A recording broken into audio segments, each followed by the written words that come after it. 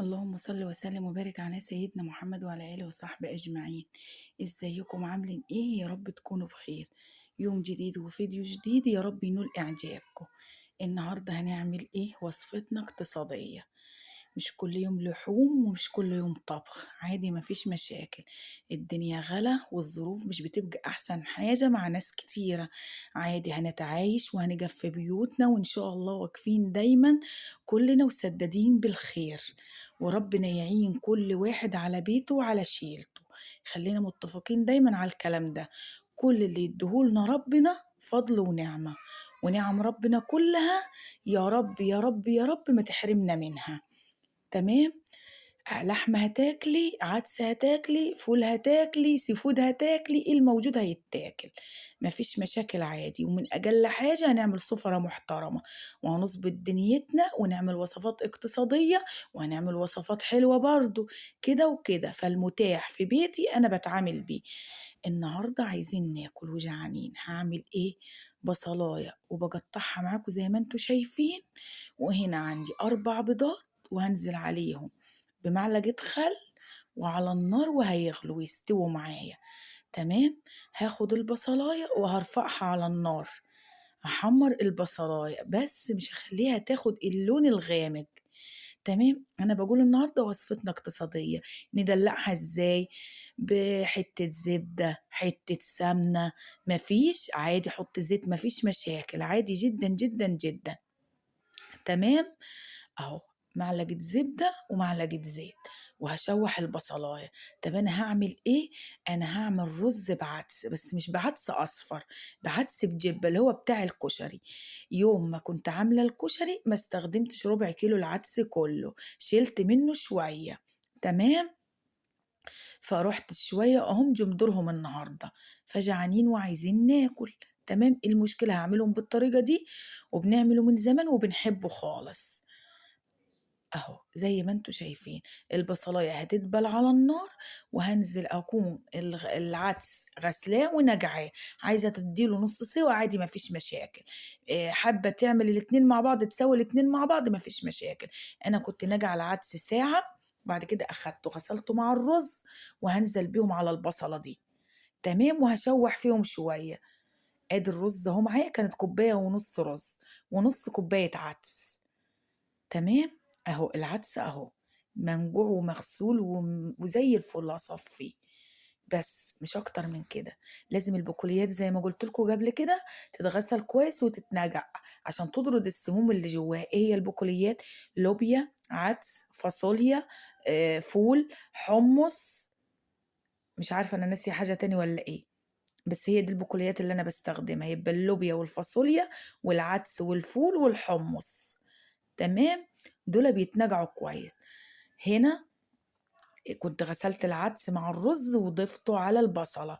هدلع الأكلة بمعلقة شطة عشان نوحوحها ونخليها حلوة. تمام. أهو معلقة كمون ومعلقة فلفل أسود، وهتظبط الملح بتاعك. نو مكعبات مرقة. أنا ما بحبش المرقة ومش بعتمدها في وصفاتي خالص. حتة الزبدة كفيلة، مفيش زبدة سمنة، مفيش سمنة زيت. مع نظافة أكلك ونظافة مطبخك أكلتك هتطلع زي العسل. ومية سخنة أو ساقعة، الوصفة دي بتقبل الاتنين، مفيش مشاكل. بس وهوطي عليه هيغلي غلوة، هعامله معاملة الرز العادي. هيغلي غلوة وهنتوطي عليه وشكرا على كده. ده في حلة واحدة وسهل، وما كملش معايا 4 5 دقايق. تمام. طاسة على النار، البيض بتاعي اتسلق وبردته وجشرته. طاسة على النار فيها معلقة سمنة أو زبدة أو زيت انت واختياراتك. هتنزل عليهم بالبيضات المسلوقين. 4 بيضات، أنا عاملة 4، كل واحد فينا بيضة. اللهم لك الحمد والشكر.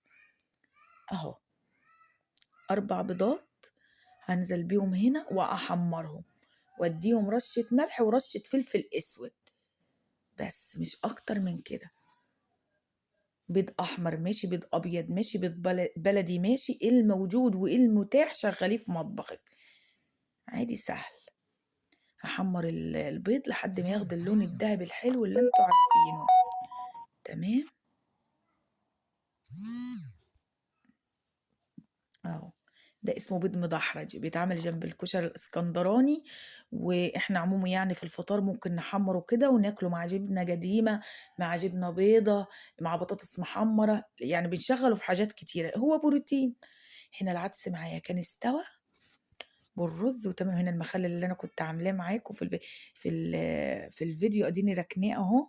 اول ما يستوي هنفتح عليه مع بعض وهنشوفه مع بعض. بس انا سايباه، انا ممكن اكل منه. انا كنت عامله المخلل ده يوم الجمعه مع تسيح الزبده، والنهارده الحد، فكان ممكن ان انا اكل منه. بس انا ايه سايباه يحيج اكتر ويبقى حلو اكتر. اهو هنا كان العدس بتاعي استوى والرز استوى وزي الفل، وطعمه كان في حتة تانية. واهم حاجة اولادي بيحبوه. والعدس على فكرة بروتين، العدس بجبة بروتين حلو جدا جدا جدا. وتقدروا تبحثوا عن كلامي ده وتشوفوا اذا كان كلامي صح ولا غلط، او تسألوا حد بيكون يفهم في التغذية والاكلات والكلام ده كله. هو الموضوع مش مستاهل، بس هي معلومة عندي. العدس بروتين، تمام. والبيض هنا كان معاه بروتين، فانا كده عملت طبق متكامل وطعمه كان حلو وزي الفل. وهنا كنت غرفت الطبق بتاعي اهو واظبط فيه، مش عشان وصفة اقتصادية ما ندلعهاش، لا احنا ندلعها ونشخلقها كمان. وهنا هرص البيض معاه وهنزل بقى. عايزة تكب السمنة كلها كوبية، مش حابة خلاص. بس انا كده كده الوصفة بتاعتي فيها زبدة، فهديها رشة واحدة بس كده. السمن اللي في الطاسة أكبه؟ لأ طبعا، من ربع المستحيلات أكبه. أعمل مكانه بطاطس مهروسة، أعمل بيض مجلي، أعمل أي حاجة، مش هكب أي حاجة. هنا جرنين فلفل حاميين، وكنت مقطع طبق سلطة خضرة حلو، وخلاص وأكلنا واللهم لك الحمد والشكر. أسكت؟ لأ ما اسكتش، شوفوا هعمل ايه تاني. أكلنا وشطبت المطبخ وغيرنا هدومنا انا واولادي، وولادي خدنا الدروس وقاعدين قبل ما ننزل الفيديو. عايزين حاجه مسكره نعمل ايه؟ برضو انا بتعامل بالمتاح في بيتي، تمام. اهو زي ما انتوا شايفين معايا كده. هنا كان النور مطفي، نورته لكم عشان يبان الطبق وجماله. طبق حلو وسهل وبسيط وتحفه ومش وحش. واللهم لك الحمد والشكر على نعمه. قلنا عايزين ناكل حاجه مسكره وندلع نفسنا، نعمل ايه؟ بفتح في مطبخي، كان لقيت عندي لفة قمر الدين من رمضان، تمام. خدت لفة القمر الدين ونجعتها طبعا من قبل ما أبدأ أعمل العدس. هنزل بيها في الحلة مقطعة وانزل عليها بمية. اتنجعت ودابت معايا، هرفعها على النار وهزود المية والسكر اللي انت تحبيه. التحلية دي راجعالكوا انتوا، تمام لحد كده يا بنات.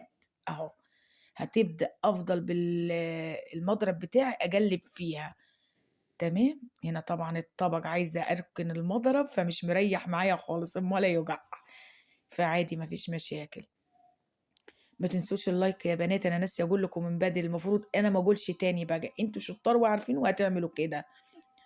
اهو شايفين انا بوريكم مراحل التسوية بتاعت قمر الدين. المهلبية دي تنفع في قمر الدين وتنفع في الكركديه برضو. مهلبية الكركديه بتبقى حلوة جدا، ومهلبية اللبن ده طبعا غير هنا بقى. كنت شفتوا معايا قمر الدين اللي في المرحلة دي داب. هعمل ايه؟ هزود النشا بتاعه. كوباية المية ليها معلقة نشا، تمام. فأنا هنا بصراحة ما كنتش عايرة المية، فمش عارفة المعيار أظبطه معاكم كده، فبعد كده إن شاء الله هبقى أظبطهولكوا. فهنا دوبت كام معلقة نشا في المية، وهنزل على قمر الدين بيهم اهو وهقلب. هفضل في التقليب المستمر، ايد بتنزل وايد بتقلب عشان ما يكلكعش معايا، تمام. هفضل كده ويغلي، هتلاقيه خفيف معاك عادي مفيش مشاكل. سيبيه على نار عالية مع التقليب المستمر، هتبص تلاقيه تقل. لا خفيف ومحتاج نشا، عادي مفيش مشاكل، ادوب معلقتين تاني. هنا بقت انا كنت سبته لحد ما غلي معايا تماما. هنا كان غلى معايا وتمام وزي الفل، وجات لحظة ان انا اغرف اهو. بس هصبه بقى في الاطباق بتاعته وخلاص. وصفة سهلة وبسيطة وطعمه حلو، احنا بنحب مزازته وبنحب طعمه، تمام. اهو بس ولا اكتر من كده. لفة قمر الدين كانت عندي مش هينفع تقعد تاني، ولا عادي لو هتقعد هتقعد في التلاجة مفيش مشاكل. بس احنا عملنا النهاردة وصفة اكل اقتصادية فحبينا نحلي جنبيها، مفيش مشاكل، ويبقى عندنا في التلاجة وبيسقع وبيبقى طعمه جميل جدا جدا. جربوه بالطريقة دي وهيعجبكم. ويا ريت ما تنسوش الاشتراك في القناة وتفعلوا زر الجرس فضلا وليس أمرا يا حبايبي. تمام أهو. هعبي بقى كل الأطباق بتاعتي وهتشوفوا الكمية دي كلها معايا هتقطع قد ايه. ودي يا بنات كانت لفة قمر الدين واحدة كاملة. انتي حابة تعملي واحدة اعملي نص، اعملي ربع، اعملي اتنين، اعملي. الوصفة دي برضو تتعمل بمنجوع الكركديه. هنا طبعا كانت خلصت معايا. وهنا عندك جوز هند حطي، سوداني حطي، مكسرات حطي، ايه الموجود عندك والمتاح عندك حطي. وهنا كان مفيش الفيديو مشاكل بتاعنا خلص، خالص. والسلام عليكم ورحمة الله وبركاته.